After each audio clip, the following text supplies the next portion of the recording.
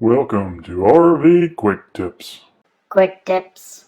Hey guys, it's Bear with the Gimme Camper. This is a new segment we're going to call RV Quick Tips. What we're planning on doing here is going over quick 2 to 3 minute videos on simple, everyday things that most of us have figured out already.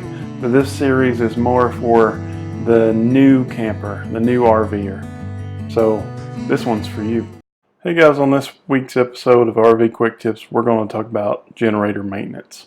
More specifically, things that you can do to increase the lifespan of your generator. You know, a lot of people don't realize this, but it's normal for a lot of metal shavings to end up in your oil pan of your generator. And there's not really a good way to clean them out besides change the oil until you get one of these little boogers right here. If you watched the video last week on how to change the oil in your Predator generator, you probably saw this thing. And you saw it fail. So we're going to go into what it is and my quick review on it and how well I like it and what I think about it. Okay guys, so I'm pretty impressed with this little thing. I'll have to tell you, I found one weakness. We'll go over that in a minute. But, you know, it works great. And so you just screw it down where your existing generator dipstick goes. And this fits most generators. But say it's sitting inside your generator like this. This end down here, there's a little magnet down there in the end, and it just picks up the little metal flakes there. I want to show you a little video that I did when I changed the generator oil about all the metal shavings that were in there, and it probably was a little longer than it should have been since I changed the oil, but you know, those things happen sometimes. So as far as the make of this, it's all metal. It's except for the O-ring here. It's aluminum, because it's not magnetic, and you can just tell by the feel of it. Now the problem that I had last week when I changed the oil, and the fault that I found on this, is I was trying to see how strong the magnet was, because I was going to be all super special. And now this is just a extension. So now if you put this on here, because I was picking up a ratchet with it the other day, it almost picked it up, and then that happened. So the magnet completely came out of the end, and I don't think you'll be able to see it, but on the very end there's just a touch of what appears to be like some epoxy or glue that holds it in there. So I don't really like that. Now the magnet itself right there, that's a pretty strong little booger. Let's look at this. I want you to see how strong this is. So this is a heavy duty ratchet. Okay, so we're going to lean back here. And I found out a while ago that it'll hold that thing up. So if you're just trying to catch some metal flakes, it's definitely going to catch them. Okay.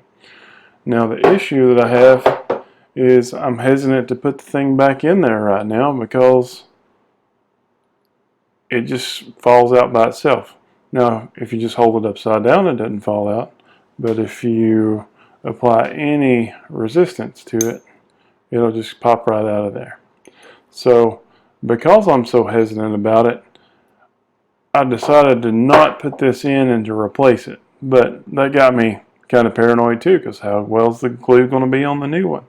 So what we're going to do is we're going to get this big pair of channel locks right here, and we're going to size them down. And right here in front of everybody, so we see how well this works. Because I ordered another one of these anyway. They're less than $8 on Amazon, so might as well. Oh, the problem's going to be keeping that dadgum magnet in there while we do this, right? See, I'm trying to squeeze it, and the magnet is getting pulled back automatically. So we need something to push that up in there. So we're going to just take that. We're just going to apply some pressure, pushing it in. And then we're going to squeeze down. And I'm right-handed, so that's not going to work too well. And it's staying right there, so we're just going to squeeze the far out of it. And see if that did anything. And it did not. Let's see if we can get it to hold a little bit more resistance. It is bending it. Made it a little oval shaped. Question is, can we still fit the magnet in there, or did we bend it too much? We bent it too much. Okay guys, so I've given up on trying to get this little guy back in here because I messed it up too much. So what I'm going to do when I get the new one is I am going to go ahead and crimp that down a little bit. It won't be as big of an issue because the magnet's not going to be sliding out because it's glued in. So that's the one thing that I would recommend with this.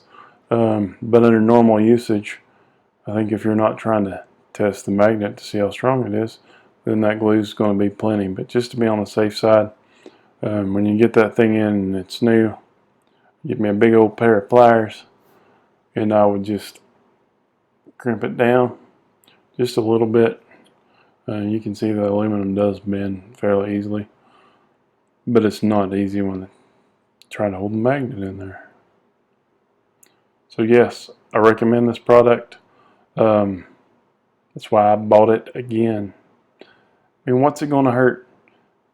Return on investment here. It could possibly save your generator. It's $8. Come on. Do not forget to hit that subscribe button.